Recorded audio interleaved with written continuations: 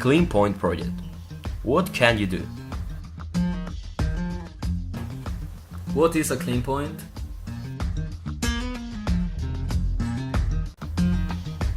It's a closed and guarded facility for selective trash collection.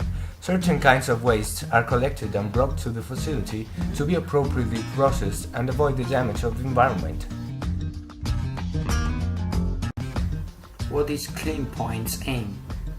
After its collection, the recycling process begins in different facilities for each kind of trash: electronic devices, grass, household stuff, oil, batteries, etc. What does recycling consist of? There is a rule known as the rule of the 4 R's. Reduce. It is our responsibility to take care of the environment. It is so simple.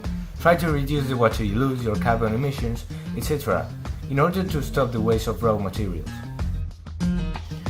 Reuse. The next step is reusing.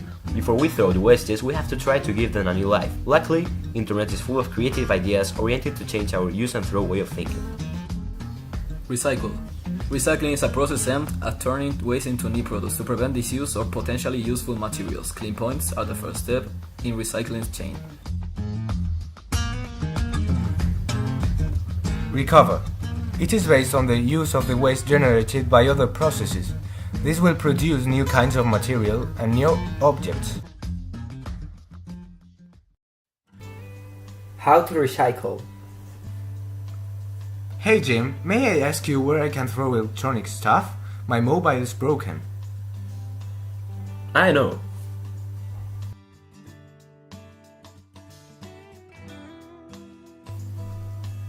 Where are we going? Just follow me.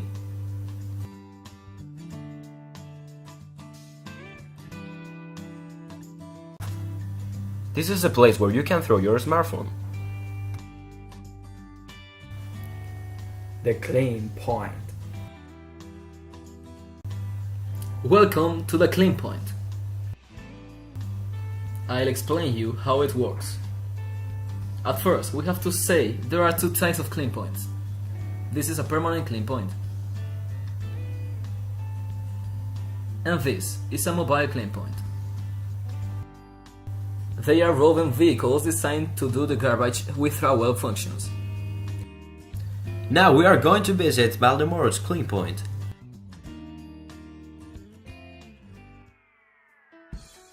Hello everybody, we're at the Clean Point in Valdemoro and we are going to show you how it is managed and how it works.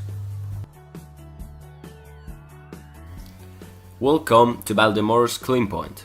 We are going to show you how it works. Clean points are thought so that the citizen can leave his wastes. It doesn't matter if they are big residues or unusual ones. First of all, you must know that the selective trash collection is very important, because if we don't take care when separating wastes, the recycling process cannot be carried out the best way.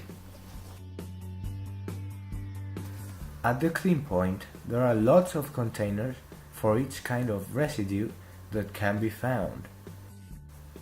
The workers are in charge of making sure each kind of trash goes into its container.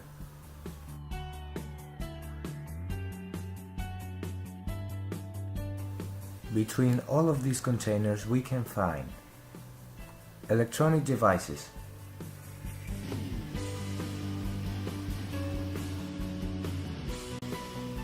you can throw here your TV, your smartphone or even your computer. Later, we can find a container for cardboard and paper.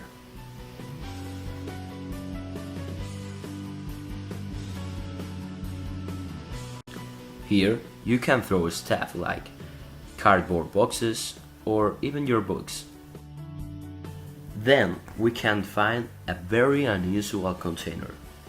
It is known as the household stuff container. Here you can throw stuff like beds or mattresses, but we are so disappointed because these objects cannot be recycled.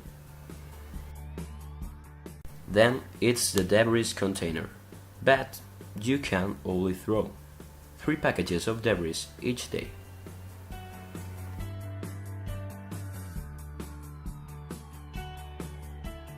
Then we've got plastic container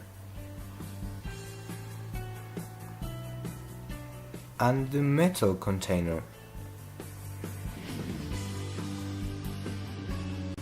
Here you can throw any metal part of your devices.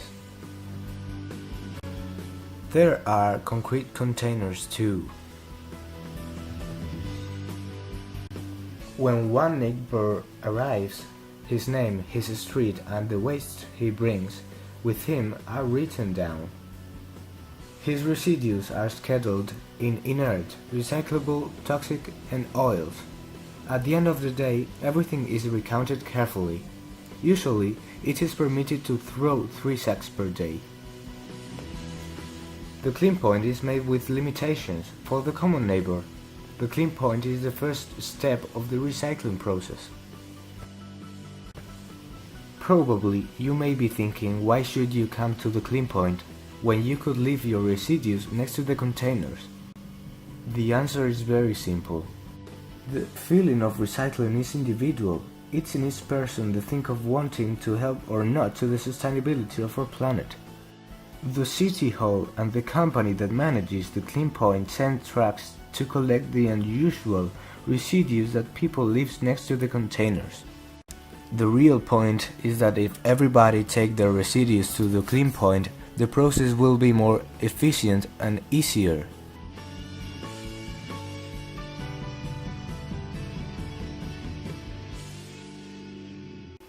And now we're going to show you something new about recycling. Reduce, reuse, recycle, in that order. Great things come in small packages and you can never have enough of a great thing, right? Problem is, that's a lot of packaging. That's why the first step in the 3 R's is to reduce.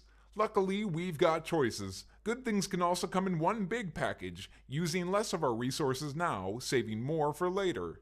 And that's why reduce comes first in reduce, reuse, recycle. In a close second comes reuse. Because that empty container is no one-hit wonder. With a little reinvention, it can live another day. And that's one less new product that needs to be manufactured. Meaning, one more lick here for everyone, and one more lick here for you. Step 2 can be found nearly everywhere, but it goes by many names. Some know it as rechargeable, others as donatable, and many more as machine washable, making all of these things reusable and, in a way, reducible. But that brings us to the fan favorite, the pretty sister of the 3 R's, recycle. Everyone is chanting your number 1, but they should be chanting your number 3. Don't get me wrong, 3 is still great. Trash can only ranks in at 2,082, just ahead of feed it to an infant, so 3 is up there. But there is a reason why there are another 2 in front of it, because the recycling process still uses plenty of resources in itself. But that is to make sure that we aren't turning the Rocky Mountains into landfills, a noble effort, so there's no question about it. But the point to remember is that there are easier paths. So the next time you see one of these on the bottom of one of those, consider all 3 steps in order: reduce, reuse, recycle. We hope you've listened to the Happy Dancing Turtles message. If you want any information about the clean point, you can ask us. And if you want to throw anything there, here you've got its direction and its timetable. Thank you for watching and see you soon.